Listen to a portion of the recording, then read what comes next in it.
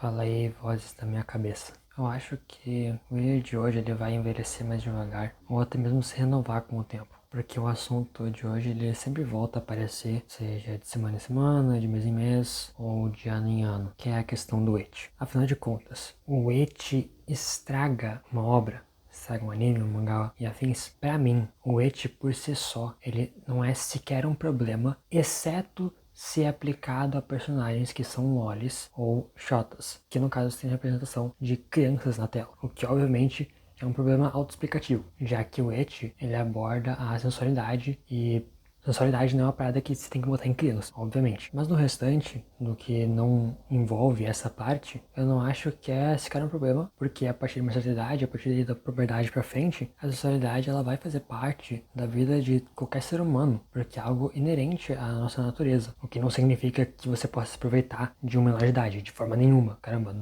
não é melhor nem levar pra esse lado. Só tô dizendo que você não pode esconder esse tipo de coisa. Isso geraria um puritanismo que, na minha visão, é desnecessário. Não é pecado nenhum você ter um fanservice ali na obra que aborde essa questão, contanto que não seja com personagens que representam crianças. Entretanto, eu também não vou mentir de que existem casos em que o ecchi pode ser usado de uma maneira covarde, porque, por exemplo, Love Who. Love Who é uma obra que eu tive um contato há muito tempo, então se você tiver uma opinião diferente, de uma outra perspectiva, sinta-se à vontade para comentar aí, mas da experiência que eu tive, ficava muito claro de que o anime te apresentava uma situação que é ali de comédia romântica, triângulo amoroso, mas não desenvolvia isso direito. Era uma parada que era arrastada artificialmente, só botando um monte de eixo na sua cara e introduzindo lá o harém pro Rito, que é o protagonista. E isso é uma tática muito covarde, porque o homem, ele é muito visual. Então, tipo, muitas vezes o moleque que tá lá no auge da puberdade dele, descobrindo a sensualidade do corpo, ele vai olhar pra aquele anime e não vai ver erro nenhum. Ele vai estar sendo feito de trouxa pelo autor que não está desenvolvendo a proposta principal dele. E isso eu acho uma tática covarde.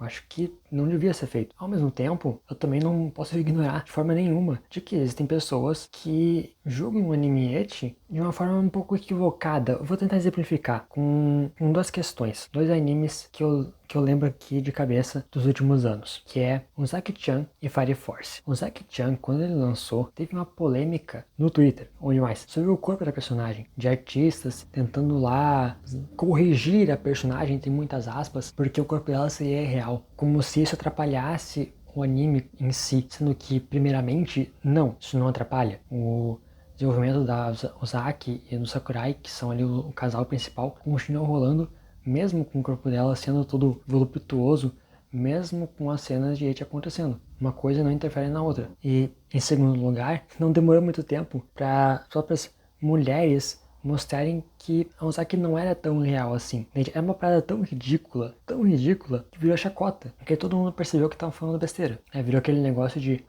esta é a Hana Ozaki, uma menina de 19, 20 anos que parou o Twitter por conta de seu corpo real. Este aqui é Jotaro Kujo, um menino de 17 anos, tá? Umas paradas assim, porque realmente era ridículo. Mas no caso de Fire Force, tem gente até hoje que pega no pé do ecchi da Tamaki, como se isso estragasse o anime como um todo. E eu entendo que essas pessoas, o que elas querem dizer na verdade, é que elas têm uma baixa tolerância a ecchi. Só que muitas vezes, quando eu vejo as pessoas externarem isso, externarem que elas não gostam daquilo ali, de que elas têm uma alta rejeição a esse tipo de coisa, eu vejo elas atribuindo isso à obra em si, e não à experiência que elas estão tendo. Porque sim, isso são questões diferentes. Uma coisa é o que está dentro da obra e atrapalha dentro dela diretamente, e outra coisa é a sua experiência. Eu sei que pode ser difícil às vezes distinguir, mas é diferente, porque o eixo da Tamaki, ele tá ali, mas ele não impede que a história e os personagens sejam desenvolvidos, certo? Depois ali no arco da investigação da primeira brigada, a história só vai.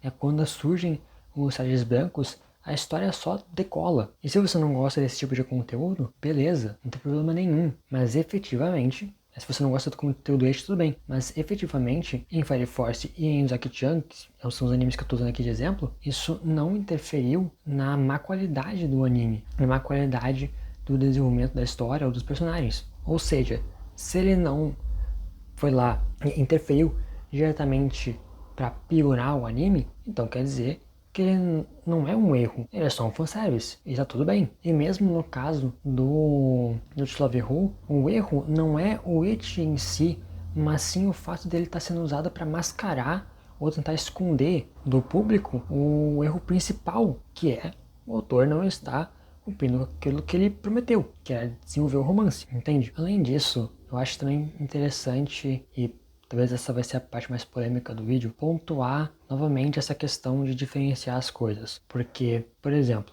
eu falei antes no vídeo a questão das lolis e dos shotas, né, da apresentação de crianças na tela. Eu considero errado, e nesse sentido eu considero um erro. Não retiro o que eu disse, acho que é um erro.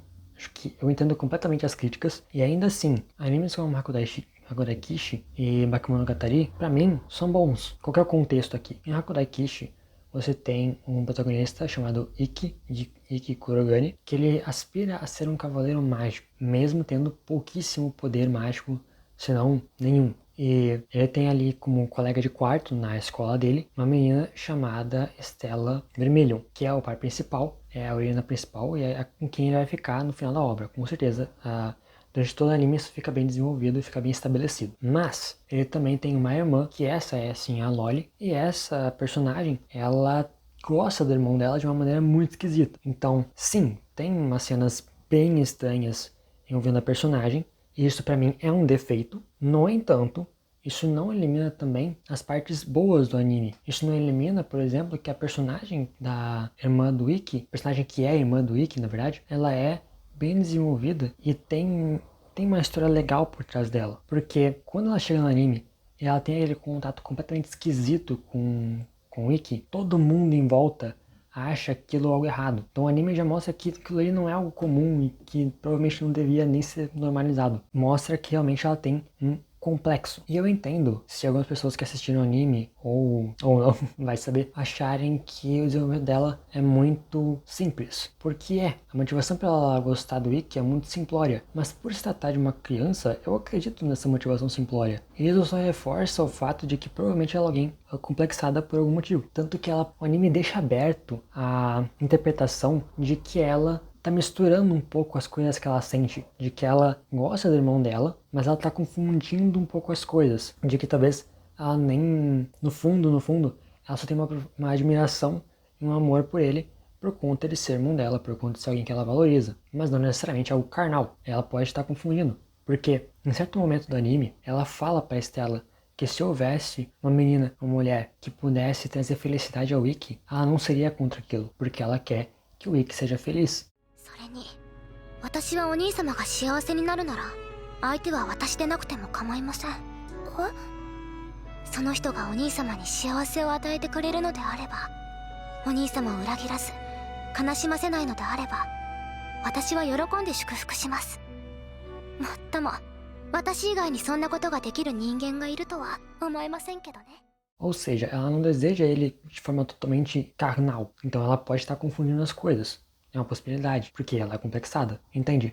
O fato de haver esse fanservice, que é, na minha visão, uma parada objetivamente errada, não retira todo o resto que é interessante e é bem feito. Da mesma forma, ou de forma parecida, acontece em Bakemonogatari. Eu não posso chegar aqui e dizer que as cenas de fanservice com Hachikuji, por exemplo, não são muito erradas. Apesar de eu conseguir entender as piadas como piadas, eu não consigo passar pano para as partes que são puramente ângulos. Isso ali não tem o que eu falar. E ainda assim, isso não significa que a personagem não é bem desenvolvida. Isso não retira todo o brilho da narrativa de Bakemonogatari, seja no personagem da Hachikuji, seja na Hanekawa, seja na Senju Gahara ou em qualquer personagem que esteja ali. Porque é um anime muito bem feito e muito bem executado nesse sentido. Então, entende o que eu tô querendo dizer? Eu não tô querendo passar pano aqui para uma parada dessas que obviamente deve ser criticada. O que eu tô querendo dizer aqui é que uma coisa não deveria necessariamente anular a outra. A gente não pode simplesmente gostar de uma obra incondicionalmente sem admitir os erros dela. Se a gente faz isso,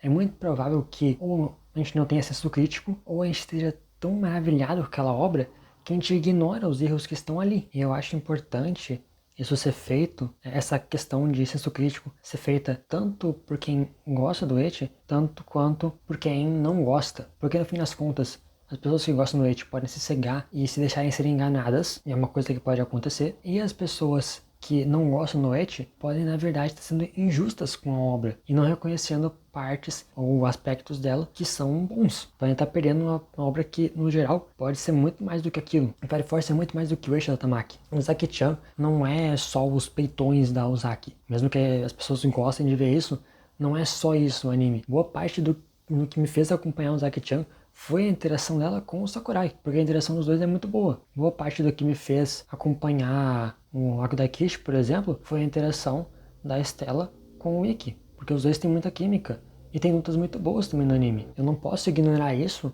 porque tem outra parte que eu, obviamente, vou criticar, porque é criticável. Enfim, eu acho que por hoje é isso. Eu vou terminar o vídeo por aqui. Eu espero ter me expressado bem o suficiente para as pessoas entenderem o que eu queria falar. Deve estar aparecendo algum vídeo aí na tela para você assistir. Sempre deixo alguns vídeos aqui no final. Se inscreve se você gostou do vídeo. Se inscreve aí. Compartilhe sua opinião nos comentários. Se você concorda ou se você discorda de mim em alguma coisa do que eu falei, ou se eu me expressei mal. Sinta-se à vontade para se expressar aqui no canal, até para discordar de mim. E eu vejo vocês que estão me assistindo aí, ficaram até o final, em algum outro vídeo que eu vou postando por aqui.